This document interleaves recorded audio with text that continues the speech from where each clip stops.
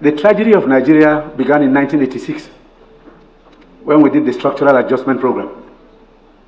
When we were persuaded to devalue our currency every week for 32 years. When I went to school, and many of you are here, the naira was $1.50. The naira was almost £1 sterling. They came here, persuaded some brilliant men from Harvard and the World Bank that weekly devaluation was wonderful. 32 years of devaluing your currency until we hit 527. And they were still telling us that the naira was still overvalued. That brought poverty, misery upon us. Then interest rates went to 30%. So nobody could build a factory, start a farm, produce anything, or create jobs. Because every time you bring in a shipload of rice, you also bring in a shipload of unemployment. Because you are transferring your wealth to sustain other economies. Somehow, Nigerians didn't notice it. So we became a nation of importers. Toothpicks. Each year it cost us $18 million. Importing toothpicks. Tomato paste, $400 million. We can comfortably tell importers of tomato paste to stop. But when you do, you make enemies. Even the rice we're trying to reduce, we have enemies. Heavy enemies. People who can kill if they have a chance. Because you're spoiling their business. And let nobody take it lightly. These guys have seized this country's economy. They've taken us hostage. And they have no intention of giving up. Because this is a huge market, a very sweet market. And they have taken control. Everything is wrong with this country. Everything. As I watched and listened to this video by Audu Ogbe, I felt really terrible. And this is Audu Ogbe several years ago. Is it getting better? It's only getting worse. Getting worse.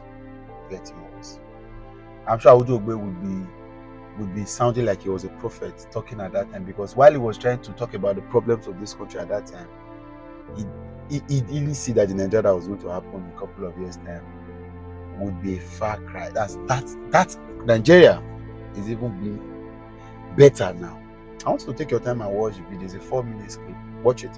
I have a couple of thoughts that I want to share, and then please share this video. Nigerians should see this video. We should know where we are at the moment.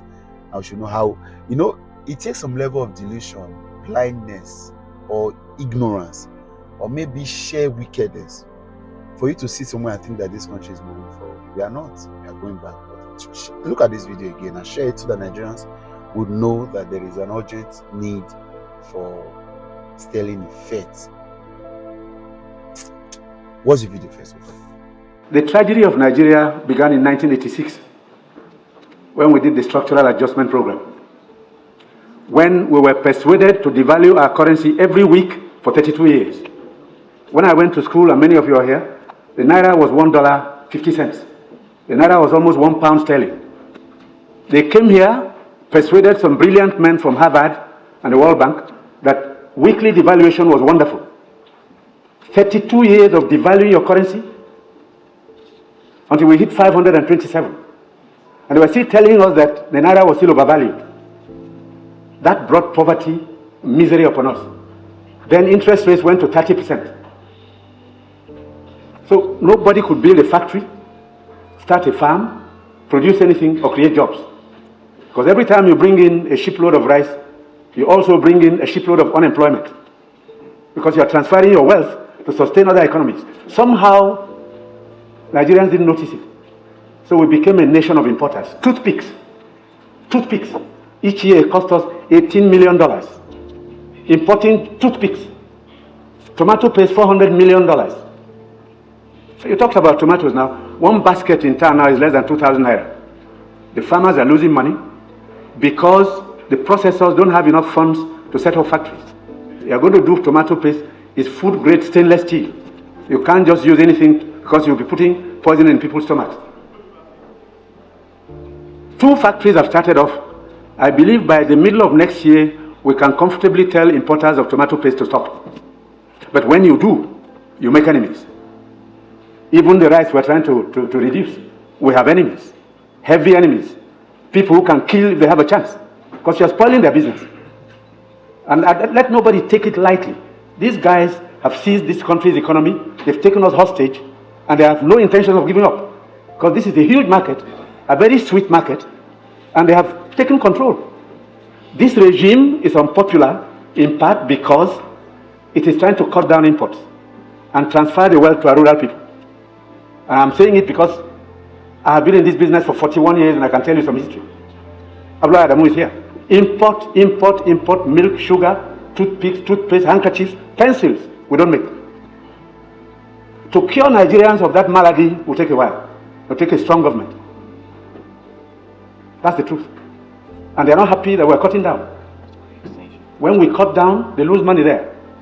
So you see all sorts of publications. We're telling lies. We're not growing rice. We're trying to demoralize the local farmers and make sure that the economy fails. That's the story of imports. Now, I read a story recently in the newspapers. The French ambassador, the champagne ambassador in Nigeria, gave an article to The Guardian. He said Nigerians love life. We're the biggest consumers of champagne on planet Earth, more than the French who make it. There are parties you attend in some places where the only drink is champagne. Of course, the individual is free to spend his money, but his money comes from Nigeria's commonwealth. So on imports, it will take a while for us to get used to local goods and accept that we should consume what we produce and produce what we want to consume.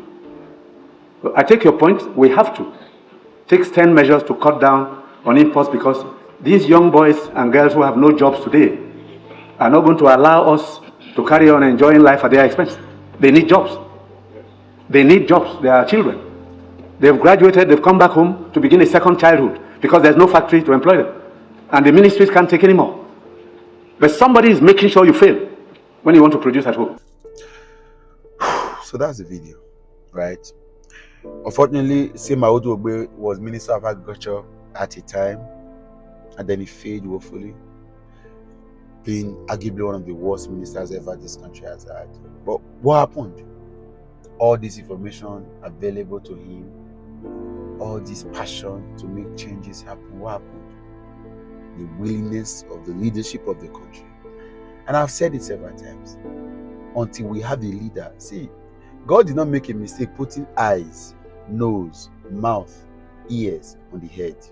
Again, God did not make a mistake putting the eyes, the nose, the mouth, and even the tongue, the teeth, the ears on the head. You know why? Leadership provides the vision, provides the smell, provides the talking points, provides the tastability, sometimes to bite, chew, and also provide the listening ears to the rest of the body. So until you have a leader who can see, who can smell, who can talk, who can chew, who can hear, who can feel, nothing happens. Everything that happens in the project, in the program, in the group, rises and falls on leadership. So while Audu Ogbe was passionate, he was going to work under a Muhammadu Buhari who was inept, ineffective, inefficient, ignorant, crass ignorance, and wicked, nepotistic in nature. Couldn't do anything. So no matter what you see some of these guys with passion, what Fela Toto is going to do in this government, it will not work. Because they are going to run under a government that do not have sincerity or purpose and lack of willingness to deliver good to the land. That's the fact. So when Peter Obi said, I want to run a country that will move from consumption to production, it is going to be easy for anybody that works under in any ministry, any facet, any agency to flourish because there's a willingness of the leadership to getting things right. You don't know how this is work, oh. You don't know. No matter how passionate a minister is, he will be limited. Is this not Adesina that is now in the African Development Bank that is doing wonders? The few things he did as Minister of Agriculture at that time. Imagine if Adesina was under a president that was extremely passionate at getting results, less corrupt, focused on the people only, would have gotten more results. There have been many outstanding leaders in this country, many outstanding ministers, but leadership, everything rise and fall. You know why?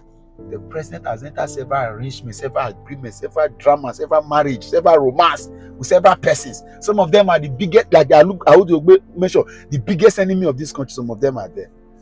So do you expect a minister to wake up to fight the president's friends?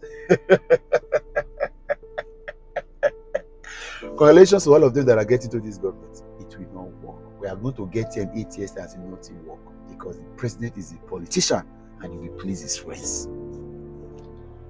The Tony Elumelus of this world, the Jim Ovias of this world, the Dangotes of this world, all of them, guys, Boasi mates, all these guys, these entrepreneurs and investors, they are friends with the president. And if you really want to get certain things right, you will need to offend them. Which minister can offend them?